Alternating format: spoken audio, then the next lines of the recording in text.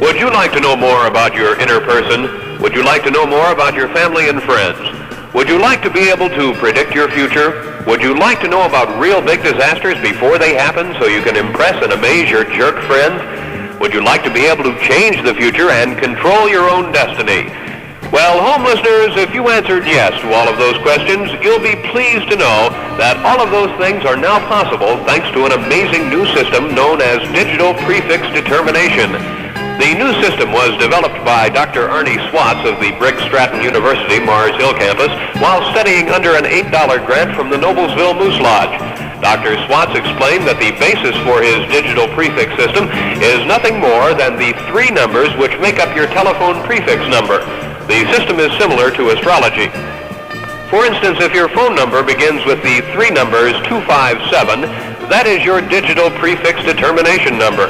As an example, the 257 is someone who enjoys square dancing and pouring cement.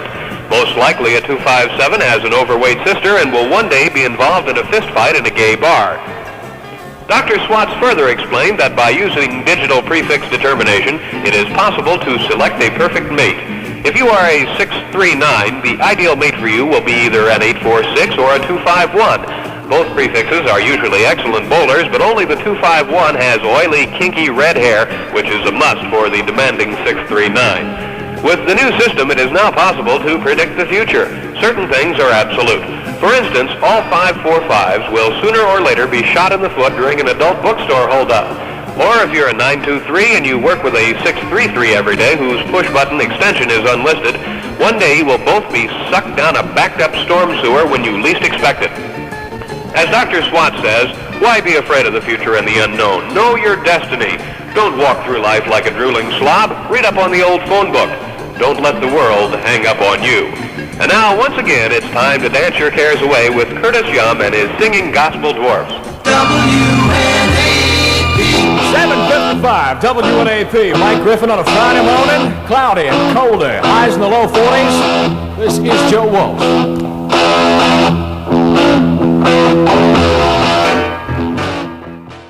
Thursday till 9, others till 6. It's cloudy, 51 degrees in our town. Well, the phone is... Hello? Yeah. Yep. Hello. Hello? Is this David Letterman? Wait a minute. No. It's a guy on the radio. I'll get rid of him. No, don't leave. Don't leave. You don't have to put your clothes on. Seriously. It's a guy in Minneapolis or something. Stay right there. I'll be right with you. Hello? Hello? Yeah. David Letterman? That's the loaded one. Don't touch that one. Hello? David Letterman. Yeah. How you doing? Well, you sound a lot taller on the phone than you do on Bob television. and Tom or somebody in Minneapolis. I'll be right with you. Yeah, go ahead. Did I interrupt something? No, everything's fine here. I just got up and, we're getting ready for the show. This is your rest period prior to your session? Yeah. You could use a rest period. I could use like 6-8 months of rest. The last time that you and I talked... Let me ask you a question. Sure, go ahead. You don't think the Stones would tour without Mick Jagger, do you? As long as the Hall girl could go along, probably. Yeah, well, we're all worried about that here. Okay, go ahead. I've lost my train of thought. We just started this thing. Yeah, well. The last time that you and I had a chance to chat, remember the night you came to my house? Yep, I do. It was probably 1974. It's been a while. Yeah. You and a bunch of those other guys came to my house, right? Yeah. And I haven't had Thanks for having us back. Well, that's what I want to talk to you about, David. Yeah. The night you were there, and you and I, though we worked together for a while, never had a chance to really converse about this. My wife asked me to suggest to you that we've had some items come up missing since you were there that night. Yeah, I know. But, I sold the stuff and it didn't even clear $20 for it. Well, that was our stuff then, for sure. Yeah. When I told people you're going to be on the show today, and I appreciate you doing this because I know how busy you are. Are you guys still living in the trailer, by the way? Yeah, well, we were until the big Mack truck came by and pulled us away. We're three doors down now. Well, that's a darn shame. I don't know who's in control of this. I thought I had this all figured out That's here. That's all right. Don't worry about it. What I was going to mention to you was, see, people are all excited. Some of the guys at the station hanging around, because you talked to Angie the other night when we chatted, and she's all excited. Seemed like a lovely young woman. Oh, very, very lovely, and young, much too young for you. How old a person was Angie? Oh, about 36. Yeah. Sounded very nice, very, very intelligent, very personable on the phone. Which doesn't qualify her to work for us, then, I suppose, does it? She's probably a temporary. As a matter of fact, she is. And Terry on the switchboard's all excited. This is a Terry with an I. And I say, what's the big deal? You know, I don't understand this. David Letterman goes national, okay? You hang around with all the celebrities. And I was thinking about this just driving into work today. Right. We have such celebrities locally as Tom Cochran. Right. Howard of mine. A good friend of mine. Absolutely. Tom Howard Caldwell is still in town. Also a very good friend of mine. Jim Gerard. Jim Gerard and I get together periodically. And Cowboy Bob. That's right. Now, these are all local celebrities who made it without having to leave town. Right. And that's the category I put you in. Wanted you to know that. So I had to leave town in order to do something with my life? Basically, that's what I'm getting at, yes. Yeah. But I'm always sorry I left. Are you really? Oh, yeah. Whenever I go back to Indianapolis, I have a great time. How often have you been back here since you went to New York? Well, I'm waiting for a warrant to expire, and I'll be coming back in a couple of weeks. All right. Now, you took some time out of I assume, a hectic schedule. Yeah. What's a typical, God, I hate these questions. What is a typical David Letterman day like on a work day like this? Well, you seriously you want to know? Yeah, I'm serious, yeah. I got up this morning, figured out where I was exactly, went out and ran 4.5 miles, 4.5 hard miles, Jerry. I'm almost 40, and I went out and ran 4.5 punishing miles. Where in New York can you run 4.5 miles and make it back? Connecticut. Connecticut? Yeah. Okay. So that's where I ran. Came back, and there was a short Jamaican man standing in my kitchen when I returned.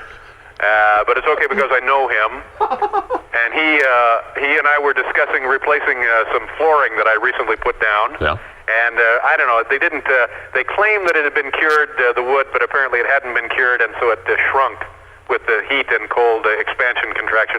I don't fully understand that because I went to school in the, I won't get into that. And then I showered, I drove to work, and I've been sitting around waiting for this call the rest of the day. Probably the highlight of your day then, this call, then. Yeah, and now I'm eating pineapple. What kind of pineapple? Fresh pineapple? I have a mixture. I have fresh and canned. I see. Yeah. That makes sense to me.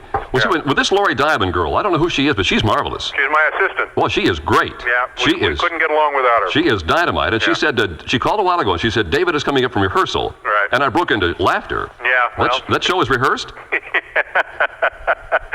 Yeah, we're just down there testing some equipment today.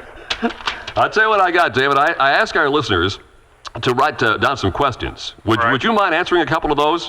Let me take a little break here. You guys have commercials on your show, don't you? No, a lot of PSAs, a lot of Marine Corps spots. I see. A lot of Red Cross announcements. All right. Could I run a couple of PSAs here and then come back to you? Do whatever you want. Thank you very much. I'm still in charge, all right? Okay, bye. You will be here when I come back? Oh, yeah, I'll be here. Thanks very much. All right. WIBC with Jerry Baker. David Letterman is our guest from New York. He's still there? Yeah, I'm still here. How's Luke Walton? Is he all right? Luke is, we called him in for the race last year, and we haven't found him since.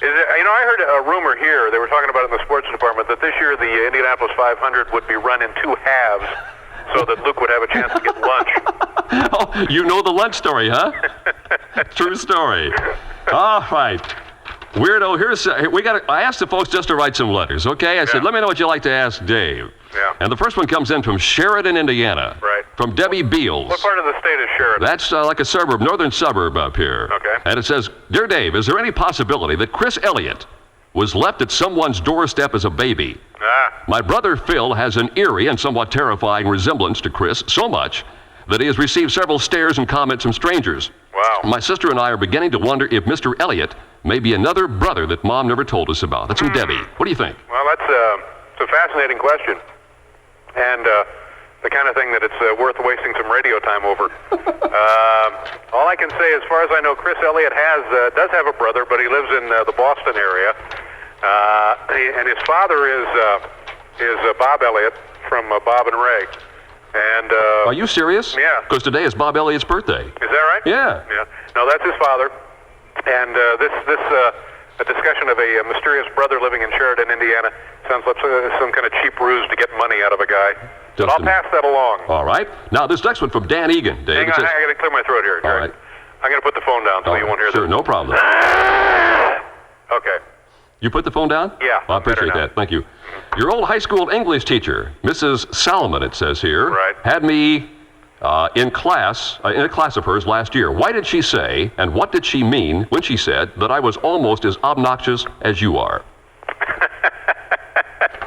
Well, I take that as a great compliment, as a matter of fact. I don't recognize the name from my English teacher, but then again, it could be that I wasn't paying attention. Very good possibility. Yeah. And then we got one from Bloomington, Dave. These answers, by the way, are very good of yours. I'm glad we rehearsed this. A couple of weeks ago, this is from Kevin Ward, who lives down in Bloomington. Kevin, what was the last name? Ward, W-A-R-D. Ward. As in... Do me a favor, run a check on Kevin Ward, Bloomington, Indiana. Okay, go ahead. It says a couple of weeks ago when you talked to Coach Bob, not on your show, right. Our Bloomington newspaper, I guess is that a weekly down there, I guess? Had an article about Indiana University negotiating with NBC about you doing your show from IU's Memorial Union. So my question is, there are talks going on between the network and IU, and what do you think your chances are of coming down to Bloomington? Yeah, well, I'd love to go to Bloomington. I must tell you, though, if we were going to do a show from a college campus in Indiana, I'm bound to my first loyalty, which would be Ball State. Ball State. So if we ever did that, I can't imagine anybody watching it, but if we ever would do that, we'd have to go to Ball State first. Okay, so Ball State, then perhaps IU. Yeah, but boy, pretty exciting about the Final Four, isn't it? Oh, yeah. Have you got a pick there, Dave? Well, yeah, but I don't want to discuss it because, I don't know. I don't think that UNLV is going to go all the way just because they look like they are going to go all the way. I think Providence is maybe the team that could win it just because they seem to have a lot of momentum and emotion on their side. On the other hand, Syracuse looks tough, you know? Have you covered all your bases there, you think? Well, now that brings us to IU, and of course it would be great to see IU win it. I just don't know, you know, it's hard for me to say. What do you think? We got the high school finals this Saturday also. Now, who's in it? Marion plays Bedford North Lawrence. Yeah. And then Gary Roosevelt plays Richmond. Yeah. Marion has like won it 2 years in a row, right? Yeah, they won it the last 2 years, going for 3 in a row this year. They get all of these grade school kids from the Dominican Republic that are like 7'5" or something, don't they? Yeah, they truck them in. Bill Green brings them in, and they give them a quality education and send them back down. That program's going to explode. There's going to be scandal over that. Dave, our time is gone. Huh? Yeah. Have you noticed how it flies when you're having fun? Well, now, don't I get something like when you used to interview somebody on at the end of a Pacer game? Wouldn't you give them a certificate for cufflinks or something? We took them out and took their picture, and whatever Jim Shelton had left over from Pick-a-Pocket. Pick-a-Pocket? My God, yes. I'd forgotten I was that old. Who's on the show tonight? Yeah, you got me. You'll have to talk to somebody connected with the network. Well, it says here that you've got Christopher Reeve, Pentagon official Ernest Fitzgerald, and Elaine Bouger. Yeah. Is that right? Yeah, I think it's a good night for the CBS movie. Obviously, your rehearsal went well if you don't even know who your guests are. I don't know. I'm just getting up. You know, it's hard. You just show up and do the show. What time are you guys taping? About an hour? Yeah, about an hour, as a matter of fact. So between now and then, you'll get all hyped up and be ready to go. I don't think so. Okay. David, I appreciate it. I know how busy your schedule is, my friend. All right, listen, have a nice week, and hope to see you soon. Are you coming to town for May? Anytime? I'd like to come out and watch the race. They still holding that? Well, yeah, like you suggested, in halves this year, though, right. So we can find Luke. All right, Jerry. Thanks for your time, partner. Bye-bye. Bye-bye. My little Bobby's married now.